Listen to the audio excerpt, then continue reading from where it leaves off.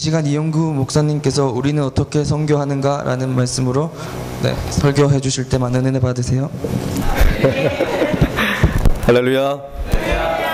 네, 저는 91학번이고 건축과를 졸업했습니다. 오늘 함께 말씀을 나누게 되어 정말 기쁘고 또 감사하게 생각합니다. 오늘 본문의 말씀은 바울의 선교 여행 일정 중에서 흔히 마게도냐 사람의 환상 혹은 마게도냐 사람의 요청이라고 부르는 그러한 본문입니다. 지금 제2차 선교 여행 중에 있는 바울은 성령의 인도하심을 따라 드로아까지 오게 되었습니다. 그리고 거기에서 묵는 동안에 밤에 환상을 보게 되었는데 마게도냐 사람 하나가 서서 건너와서 우리를 좀 도와주세요 라고 하는 그러한 요청을 보게 됩니다. 이 요청을 따른다는 것은 여러 가지 면에서 바울에게 쉽지 않은 그러한 결정이었습니다. 우선 이것은 바울 일행이 원래 가지고 있던 계획과는 전혀 다른 그러한 길이었습니다. 그들은 계속해서 동쪽으로 가는 그러한 길을 찾고 있었는데 이 사람의 요청에 따르면 정반대인 서쪽으로 가야 했기 때문입니다. 더군다나 이것은 일정인 면에서 또한 비용 면에서 훨씬 더 많은 비용이 들고 시간이 걸리는 그러한 길이었습니다.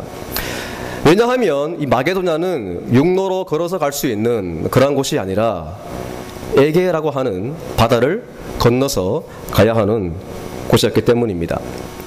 자, 그런데 이 바울의 환상을 듣고 우리가 함께 그곳으로 가기로 결정했다는 사실이 놀랍습니다.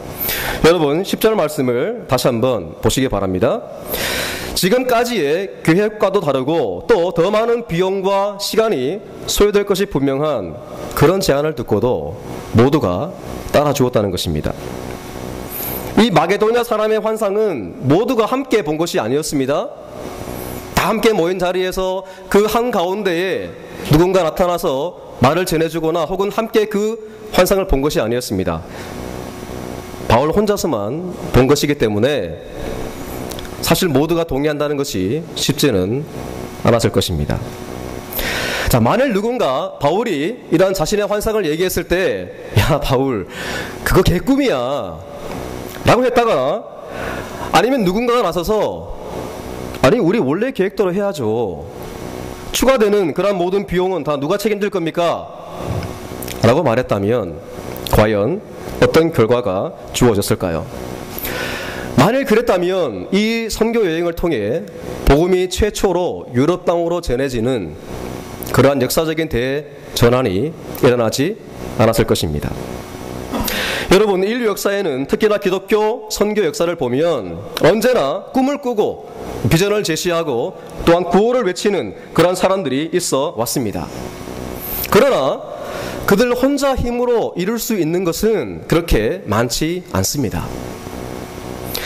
그 꿈을 믿어주고 그 비전을 함께 공유하고 그리고 그 외침을 따라 주었던 그런 사람들이 있어 왔기 때문에 기독교 선교 역사가 이어져 온 것입니다. 바울은 위대하죠. 그러나 그 바울의 위대함이 빛을 발할 수 있도록 도와준 함께하는 우리라고 하는 공동체가 함께했다는 사실도 우리는 잊지 말아야 합니다.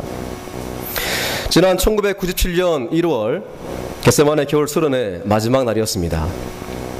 새벽 기도회를 인도하시던 윤기영 목사님께서 난데없이 단기 선교를 아프리카로 가자고 하는 그런 제안을 하셨습니다. 그리고 자원할 사람들은 그 자리에서 일어서라고 도전을 했습니다. 그때 제가 회장으로 섬기고 있는 중이었었는데요, 저 뒤에 있는 김영준 집사님이 부회장이었습니다. 사실 그 제안은 그날 처음으로 들은 것이었습니다. 여러분, 수련회 가기 전마다 뭐 하죠? 토요일마다 수준이 수련회 준비위원회 하죠? 수련회 가서 매일 밤마다 뭐 합니까? 평가회 합니다. 평가회 끝나면 임원들은 또 따로 모여서 그날 모든 일을 정리하고 다음 날을 또 준비합니다. 그런데요, 그런 모든 자리, 그 어떤 자리에서도 한 번도 나누어지지 않았던 그러한 제안이었습니다. 아마도 그 전날 밤 목사님께서 주무시는 동안에 어떤 환상을 봤는지도 모르겠습니다. 제가 사실 이것은 한 번도 여쭤보지 않았는데 혹시 목사님 보셨나요? 아프리카 사람이 서서 와서 좀 도와주세요라고 하는 그런 환상을 보셨기 때문인지도 모르겠습니다. 하여간 저는 그 순간에 그것이 저를 부르시는 하나님의 음성이라 여기고 자리에서 일어났습니다. 저 말고도 여러 형제 자매들이 일어났습니다. 목사님 한 개인의 비전에 우리 겟세마네가 반응을 한 것이죠. 그렇게 해서 아프리카 단기 선교 1기팀이 시작되었습니다. 방중 예배를 마치고 모인 첫 모임에서 이름을 정하게 되었습니다. 러브 아프리카 혹은 허그 아프리카, 그런 다양한 제안이 있었지만 한 멋진 형제가 제안한 비전 아프리카가 채택이 되었고요. 이제는 제가 알기로 비전 월드라는 이름으로 계속되고 있는 것으로 알고 있습니다. 그 멋진 형제가 누구일까요? 네, 역시 센스가 빠르십니다. 여러분, 함께 가는 이들만이 우리가 아닙니다.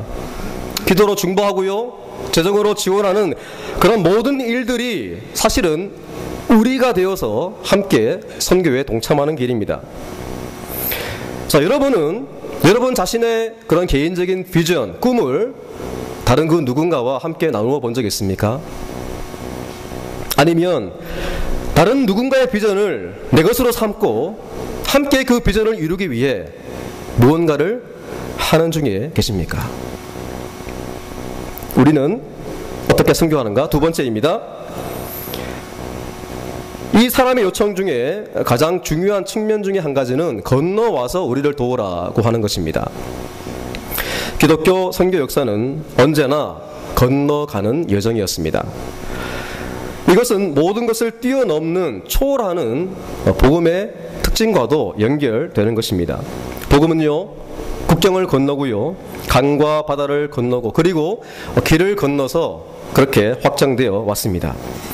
복음을 손에 든 사람들은 문화적인 차이를 뛰어넘으려고 애써왔고요, 또한 자신이 가지고 있는 그러한 개인적인 한계를 또한 뛰어넘으려고 애써왔습니다.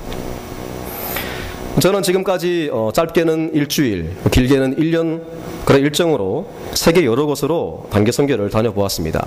그리고 다양한 단기 선교팀과 함께 사역을 해보았습니다. 제가 미국에서 유학 중에도 하나님은 저에게 단기 선교에 참여할 수 있는, 선교에 동참할 수 있는 그런 다양한 기회를 허락해 주셨습니다. 2008년도 3월 달에 저는 제가 공부하던 피츠버그 신학교 친구들과 함께 뉴올리온즈 지역으로 단기 선교를 다녀왔습니다. 여러분이 기억하실지 모르겠지만 그 지역은 2002년도에 카트리나 태풍으로 수많은 사람이 죽고 피해를 입은 그러한 지역이었습니다. 제가 갔을 때도요, 벌써 몇 년이 지났는데 여전히 수천 명의 사람들이 자기 집이 없이 그냥 컨테이너에 살고 있는 그런 상황이었습니다. 차로 운전해서 가는 데만 24시간이 넘게 걸렸고요. 미국이 정말 넓긴 넓더라고요. 그 팀을 보면 백인이 6, 흑인이 6, 그리고 아시아 사람 저 하나가 함께 팀을 이루었습니다. 우리는 인종을 초월하는 그런 팀을 이루어서 몇 개 줄을 건너가서 그곳으로 갔던 것입니다. 작년 2012년에는요, 미국인 9명, 온두라스인 5명, 그리고 아시아인 저를 포함해서 2명, 이런 팀이 이루어서 니카라과라고 하는 또 다른 제3세계로 가서 선교했습니다.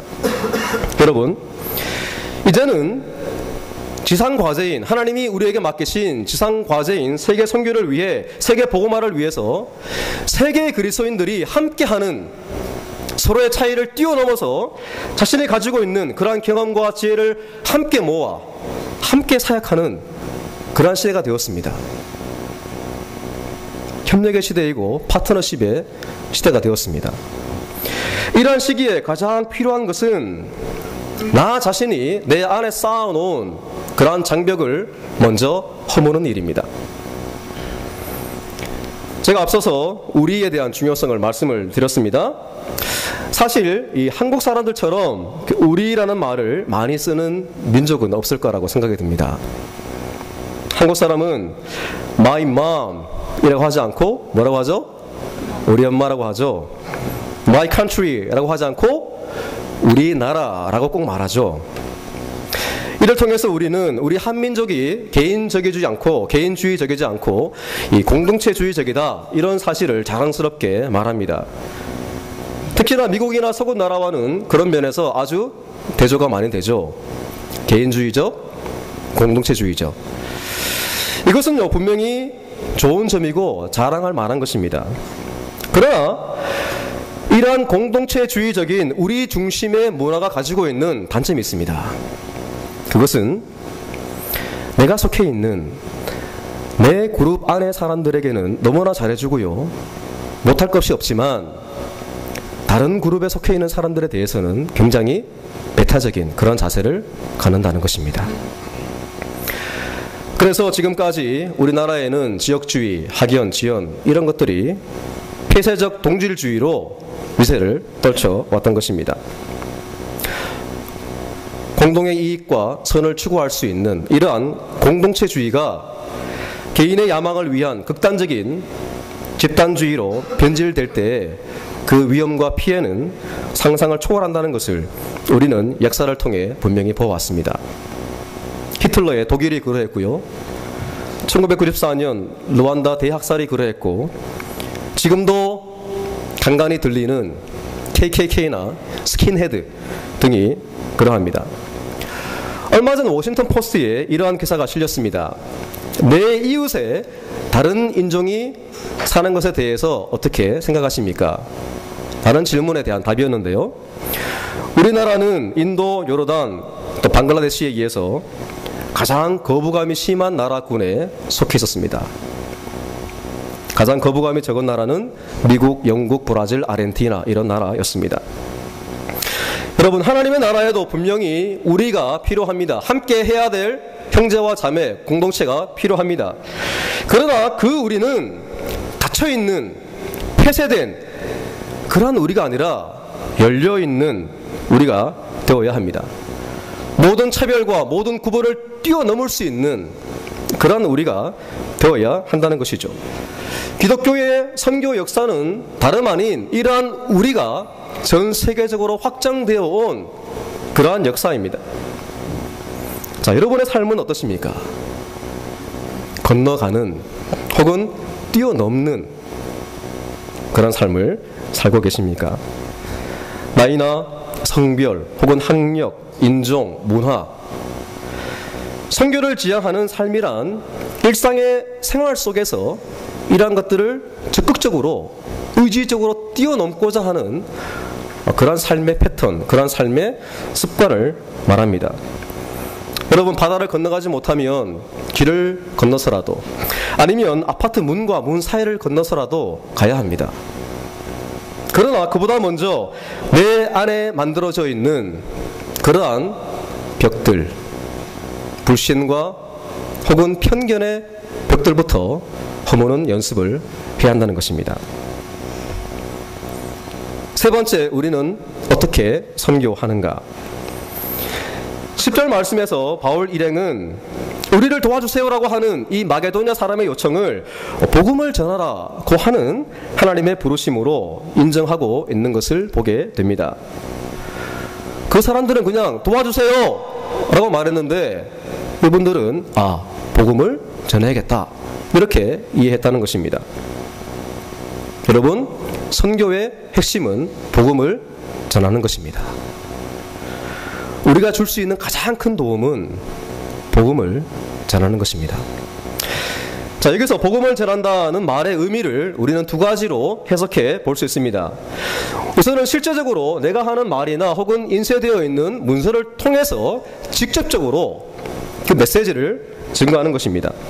그리고 또 한 가지는 이 복음에 담겨있는 정신을 내가 삶을 통해 드러내는 것, 구현해내는 것, 이건 역시 복음을 전하는 그런 것이라고 말할 수가 있습니다. 성경 말씀에서 예수님의 삶을 보면 사실은 이 두 가지가 다 함께 나타나 있는 것을 보게 됩니다. 예수님은 많은 무리의 사람들에게 하나님 나라에 관한 말씀을 전파하시면서 동시에 이런저런 질병으로 고통당하는 사람들의 그런 고통과 아픔을 외면하지 않았습니다. 하루 종일 말씀을 듣고 지쳐있는 그들의 배고픔을 손수 해결해 주신 그런 분이십니다. 우리가 증거하는 복음은 이 한 손만이 아니라 언제나 양손을 가지고 있는, 달리 말해서 우리 인간의 처해 있는 영혼의 문제, 육신의 문제, 이 두 가지를 항상 함께 염두에 두고 그것을 채우려고 하는 그러한 노력입니다. 달리 말하면 전인적인 복음이라고 할 수 있는 것이죠. 이런 차원에서 복음 전도 사역 혹은 어린이 사역, 의료 사역, 그 밖의 모든 봉사 활동이 의미가 있는 것입니다. 자, 그러면 우리가 삶 가운데에 나타나야 할, 실현해야 할 근본적인 복음의 정신이 무엇이냐 하는 것이 우리의 질문이 됩니다. 우리가 이해하는 복음에 담겨있는 가장 중요한 의미는 무엇인가요? 그것은 죄인된 우리 인간을 사랑하시고 그 인간을 구원하기 원하시는 하나님의 아버지 마음입니다. 그리고 그 마음이 동기가 되어 우리 가운데 직접 오신 성육신 임마누엘, 이것이 바로 복음에 담겨있는 가장 중요한 의미입니다. 일반적으로 단기 선교에 대해서 비판적으로 말씀하는 그러한 분들이 많이 있습니다. 그렇게 짧은 시간 동안에 가서 뭘 얼마나 할 수 있느냐는 것이죠. 과연 몇 사람이나 예수님을 영접할 것이며 과연 몇 사람이나 치료할 수 있느냐, 그렇게 말합니다. 차라리 이동하는 데 드는 그런 모든 경비, 그런 모든 비용을 그냥 송금하는 것이 더 낫지 않겠는가 하는 것이 그분들의 말입니다. 그래서 결론적으로 단기 선교는 재정과 시간의 낭비다 라는 것이 그분들의 주장입니다. 그런 말을 들어보면 언뜻 일리가 있어 보입니다. 또 아주 합리적으로 들리죠? 왜냐하면 우리가 살고 있는 이 시대는 효율성이 모든 것을 판단하는 그러한 잣대이기 때문입니다. 최소한의 비용과 노력으로 최대의 성과를 거두어야 그것을 성공이라고 말합니다. 자, 그렇게 본다면 예수님의 생애, 예수님의 사역은 성공과는 좀 거리가 먼 그런 것입니다. 3년 동안 모든 것을 함께하며 본을 보이고 가르쳤지만 정작 마지막 순간에 예수님과 함께한 제자는 요한뿐이었습니다. 효율성의 관점으로 본다면 예수님의 사역은 단기적으로 볼 때 성공적이지 못했습니다. 그러나 하나님의 나라는 그렇지 않습니다. 하나님의 나라는 효율성에 의해 모든 것이 판단되는 그러한 곳이 아니라 진실성과 진정성에 의해서 판단되는 그런 곳입니다. 달리 말씀을 드리면 하나님은 우리의 마음이 어디에 있는지를 보기 원하시고 우리가 어떤 마음으로 그런 사역에 임하는가를 보기 원하십니다. 복음에 담겨있는 가장 중요한 의미인 이 죄인된 인간들을 사랑하시고 또한 그들을 구원하기 원하시는 하나님의 그 마음의 한 조각을, 그 일부를 나도 내 안에 가지고 사역에 임하느냐, 그 땅으로 가느냐 하는 것을 보기 원하신다는 거예요. 그렇기 때문에 우리는 한 사람을 대하듯 모든 사람을 대하고요, 내가 처음 만나는 사람을 대하듯 내가 마지막에 만나는 사람을 대하는 것입니다. 단기 선교는 하나님이 사랑하시고 하나님이 불쌍히 보시는 그 영혼들에게 찾아가서 하나님 마음을 대신 전해주고자 하는 우리의 작은 몸부림입니다. 하나님의 마음에 있는 그곳에 우리도 서 있고자 하는 순종의 발로입니다. 하나님의 손과 발되어 그들을 섬기고자 하는 우리의 열정의 표현입니다. 저는 그렇게 믿습니다.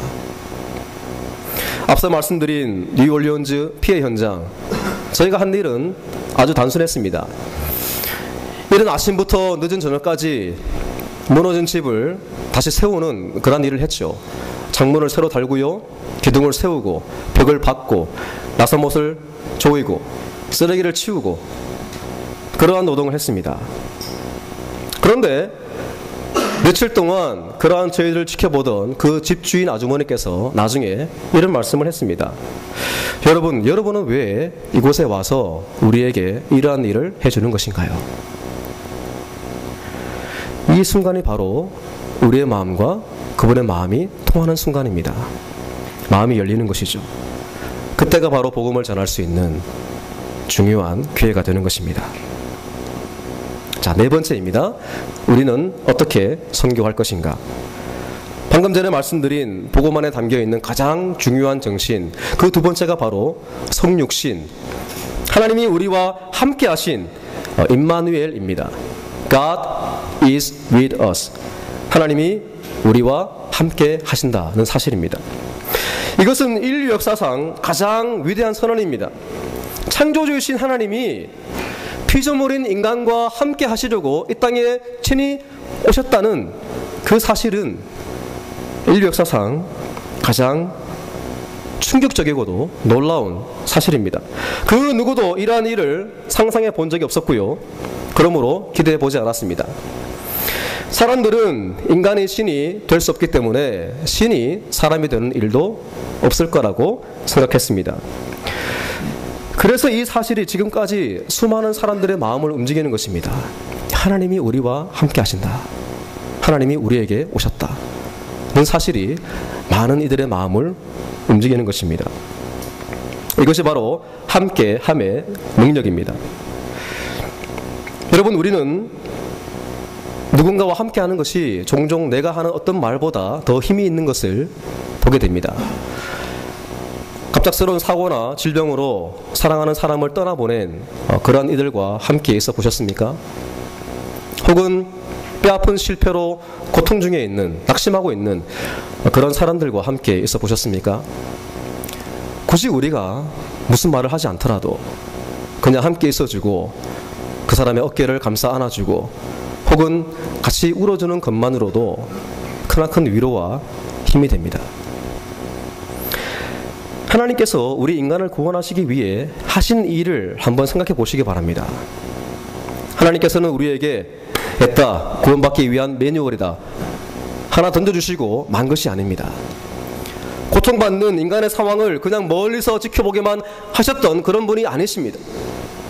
하나님은 직접 우리 인간 가운데 사람의 모양으로 오셔서 우리 인간들이 가지고 있는 그런 모든 제한을 함께 겪으신 그런 분이십니다.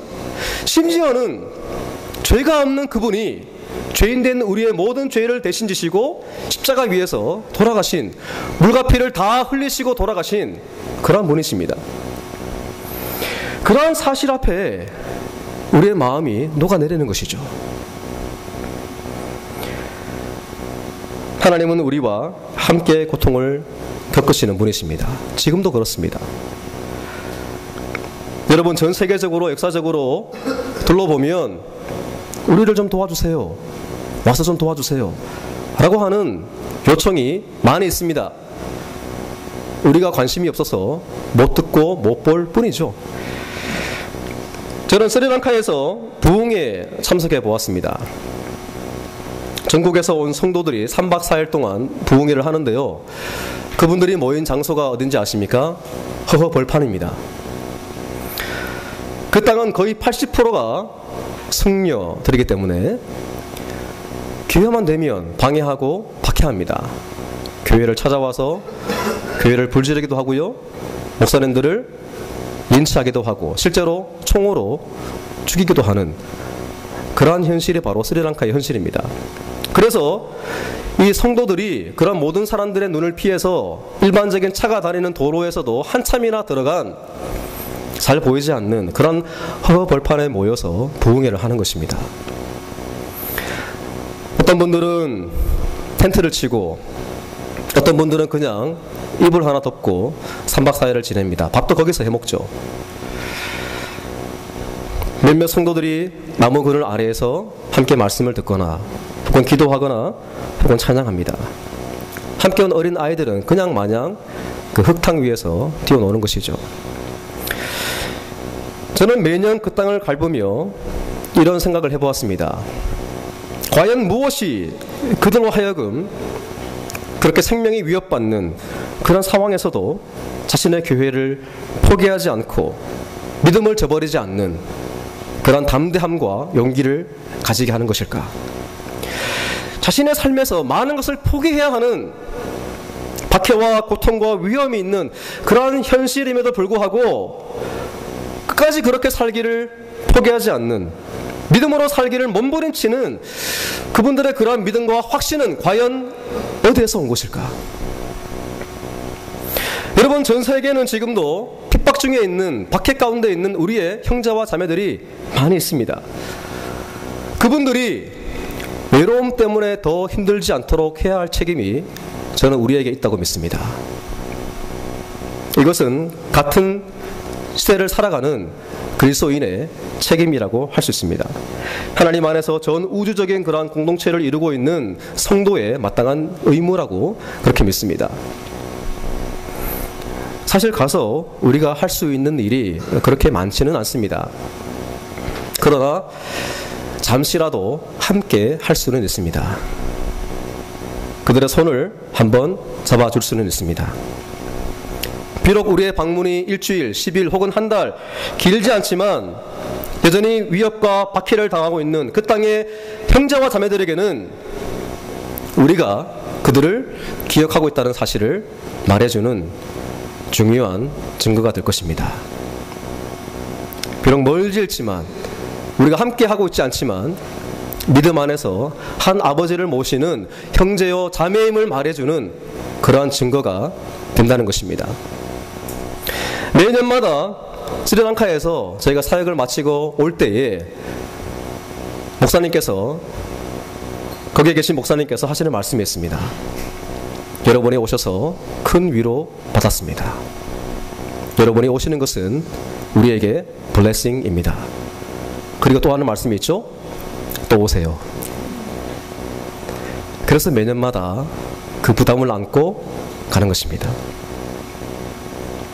여러분, 그 땅 가운데 있는 하나님을 알지 못하는 이들에게는 우리가 가는 것이, 우리가 가서 섬기는 것이 하나님이 살아계시는 증거가 될 것입니다.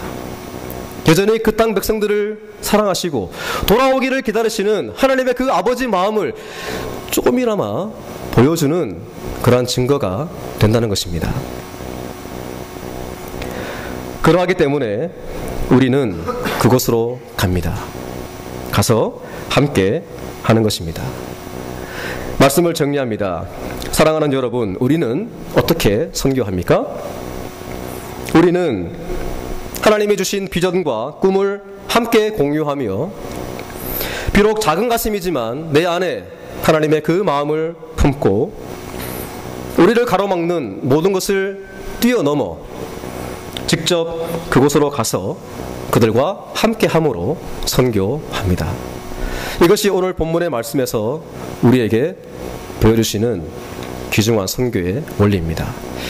우리는 기도할 것입니다. 이제 방학이 되면 전 세계 많은 곳으로 나가는 그러한 단교 선교를 위해 파송받으시는 한 분 한 분이 그 가슴에 하나님의 마음을 품기를, 그 땅에 영적으로 죽어있는 수많은 영혼들과 박해받는 당신의 자녀들을 바라보시는 하나님의 아버지 마음을 품고 그곳으로 가기를 기도할 것입니다. 또한 우리는 기도할 것입니다. 모든 팀의 안전과 효과적인 사역만을 위해서가 아니라 그 땅에서 하나님을 섬기는 주의 백성들, 하나님의 교회를 위해 기도할 것입니다. 그 땅도 하나님의 것임을, 그래서 언젠가는 그 땅도 변화될 것임을 기도할 것입니다. 그리고 우리는 기도할 것입니다. 우리가 속해 있는, 내가 속해 있는 교회나 공동체 안에 좀 더 많은 사람들이 이러한 선교를 향한 꿈과 비전을 공유할 수 있도록, 그래서 선교를 위한 외침이 몇 사람만의 공허한 울림이 아니라 더 많은 사람들이 함께하는 우리 모두의 그러한 외침이 될 수 있기 위해 기도할 것입니다. 기도하겠습니다. 살아계신 아버지 하나님, 저희들에게 선교를 향한 꿈과 비전을 주시고 하나님의 선교에 동참케 하심을 감사드립니다. 하나님이 주신 꿈과 비전을 서로 공유하며 하나님의 마음을 품고 우리 앞에 놓여있는 장벽을 뛰어넘어 우리의 도움이 필요한 이들과 함께하는 선교에 지속적으로 참여할 수 있도록 저희 모두와 함께하여 주시기를 원합니다. 특별히 주님, 하나님이 친히 세우신 포도나무 교회를 위해서 축복하며 기도합니다. 열방을 끌어안으시는 하나님의 마음을 따라 선교하는 교회가 되게 하시고 지역사회를 위해 섬기며 전도하는 그런 모든 사역을 통해 많은 사람들을 하나님께로 인도하는 하나님이 진정으로 기뻐하시는 세상에 소망되는 교회가 되게 하여 주시기를 원합니다. 우리의 모든 삶이 선교를 위해 좀 더 헌신되어진 그런 삶이 되게 하시고 내 삶의 자리에서 내가 지금 처해 있는 그런 삶의 현장에서 선교적인 삶을 살 수 있도록 저희 모두에게 은혜로 함께 하시기를 간절히 빌고 원합니다. 이제는 우리 주 예수 그리스도의 은혜와 아버지 하나님의 다함이 없는 사랑과 성령님의 교통하심이 아버지의 마음을 품고 꿈과 비전을 향해 선교를 위한 삶을 살고자 다짐하는 모든 주의 백성들과 그 인생과 하나님의 세우신 포도나무 교회 위에 지금부터 영원토록 함께 하시기를 간절히 축원하옵나이다. 아멘.